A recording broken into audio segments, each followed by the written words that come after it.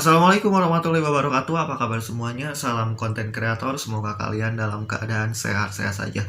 Oke, di konten kali ini atau di video kali ini saya ingin membahas pertanyaan-pertanyaan yang sering muncul dalam dunia per-YouTuber.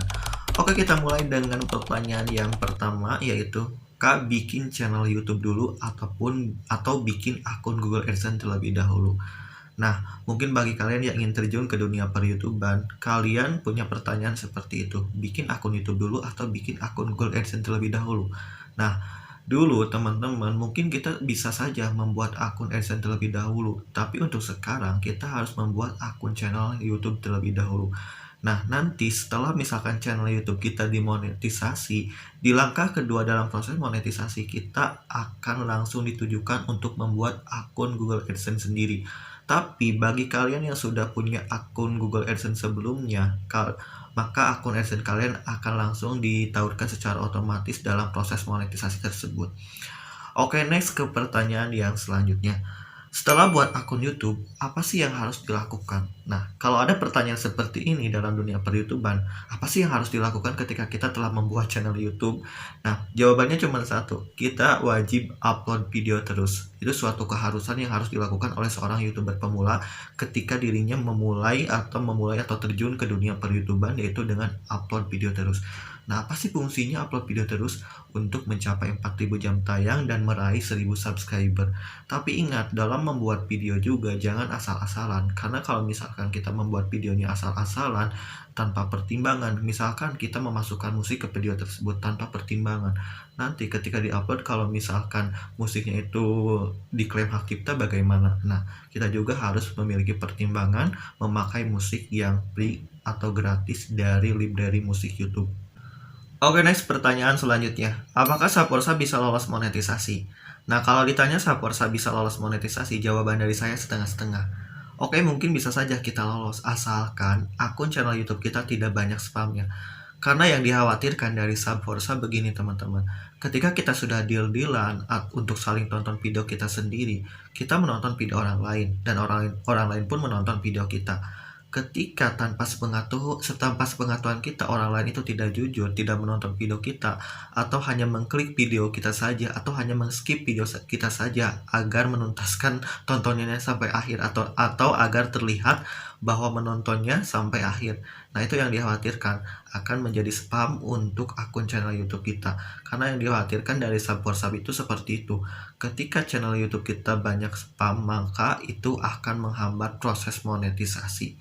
Jadi kalau menurut saya, jangan Saporsab. Lebih baik kalian mencari viewer yang murni, mencari subscriber yang murni tanpa harus melakukan Saporsab. Karena nanti hasilnya takutnya kalian telah berjuang mati-matian untuk mencapai proses monetisasi, tapi pas di akhir monetisasi kalian tidak disetujui. Kan disayangkan juga. Oke, pertanyaan yang selanjutnya teman-teman. Apakah video singkat atau video short bisa dihitung waktu tonton? Nah, kalau ada pertanyaan seperti itu sangatlah tidak bisa. Karena dalam proses pencapaian 4000 jam tayang atau waktu tonton itu dikecualikan untuk video singkat. Berarti video singkat tidak dihitung dalam proses pencapaian 4000 waktu tonton. Oke teman-teman, kita ke pertanyaan yang selanjutnya. Apakah video short bisa dimonetisasi? Nah, ini nih yang sering dipertanyakan oleh seorang YouTuber pemula. Apakah video short itu bisa dimonetisasi? Kalau ditanya bisa dimonetisasi, bisa.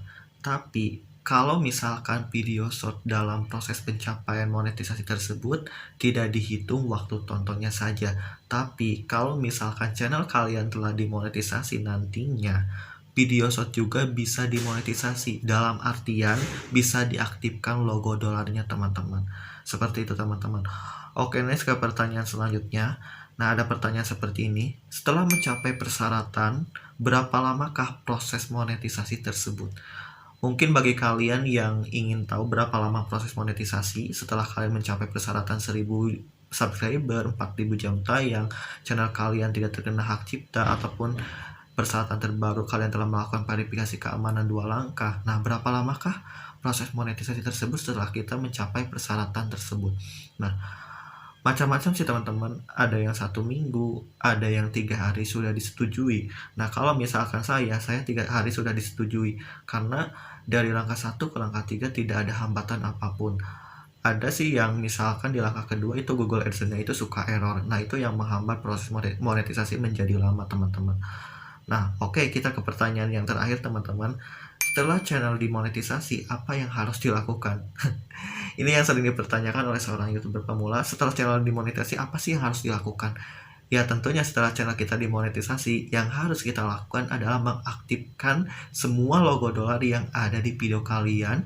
Nah, cara mengaktifkannya bisa lewat YouTube Studio ataupun bisa lewat YouTube Studio versi desktopnya, teman-teman. Kita aktifkan semua logo dolarnya agar kalian bisa mendapatkan penghasilan dari video itu masing-masing. Dan setelah itu yang harus kalian lakukan adalah kalian harus melakukan pendaftaran pajak Amerika sebagai persyaratan agar kalian bisa menerima pembayaran nantinya dari Google AdSense. Nah, di mana sih daftar pajak Amerika tersebut dilakukannya?